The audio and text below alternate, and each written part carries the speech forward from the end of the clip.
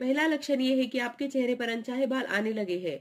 जिन महिला के चेहरे पर, जॉ लाइन पर, अपर लिप्स पर अनचाहे बाल आ रहे हैं या कुछ समय से आने लगे हैं, तो आपको अलर्ट हो जाना चाहिए। ये अंडा न बनने के और बॉडी में पुरुष हार्मोन टेस्टोस्टेरोन है, वो बढ़ने के लक्षण है। दूसरा लक्षण है कि आपके पीरियड इरेगुलर होना। इरेगुलर होने का मतलब ये नहीं है कि बहुत लेट आना पीरियड। कभी कभी बहुत जल्दी भी आ जाता है तो उसे भी इरेगुलर कहते हैं। रेगुलर पीरियड किसे कहते हैं? जब आपका पीरियड 25 से 35 दिन के बीच आता है और 2 से 3 दिन आगे या 2 से 3 दिन पीछे आए तो भी उसे रेगुलर पीरियड कहते हैं।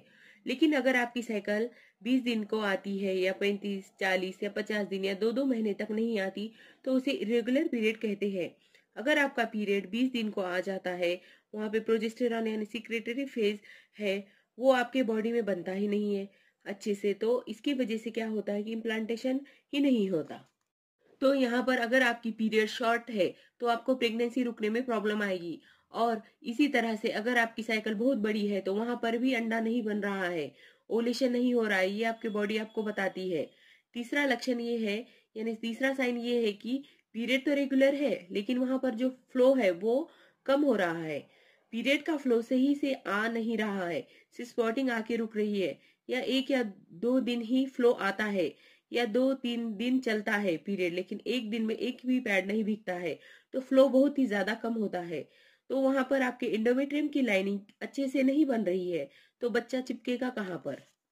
और दूसरा, बहुत ही ज्यादा फ्लो आ रहा है, 10 दिन 15 दिन या जब दवाई लेते हैं तभी जाके पीरियड का फ्लो खत्म होता है, अपने आप नहीं रुकता। तो ऐसे केस में इम्प्लांटेशन में दिक्कत आ जाती है।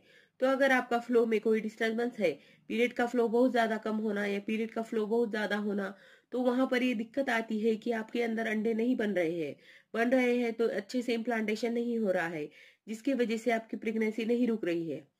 चौथा साइन ये है कि वाइट डिस्चार्ज का होना। कभी कभी लोग ये पूछते हैं कि मुझे पूरा महीना वाइट डिस्चार्ज रहता है, पानी जैसा आता ही रहता है, तो उसकी वजह से मेरी प्रेगनेंसी नहीं रुक रही है।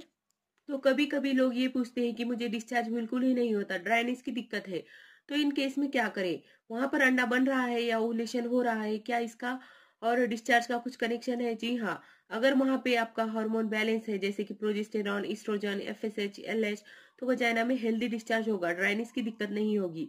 और वो डिस्चार्ज कैसा होगा? पीरियड के पहले भी होगा और पीरियड के बाद भी होगा, फिर कुछ दिनों के लिए बंद हो जाएगा, फिर आपको ओवुलेशन के टाइम पर डिस्चार्ज होगा, फिर से शुरू होगा, फिर 2-3 दिन रहेगा, वो डिस्चार्ज होगा, वो स्लिपरी होगा, अंडे जैसा होगा। अगर उसको 2 उंगलियों के बीच देख के खींचेंगे तो थ्रेड जैसा बन जाएगा, टूटेगा नहीं। ओवुलेशन के टाइम पर थोड़ा सा स्लिपरी डिस्चार्ज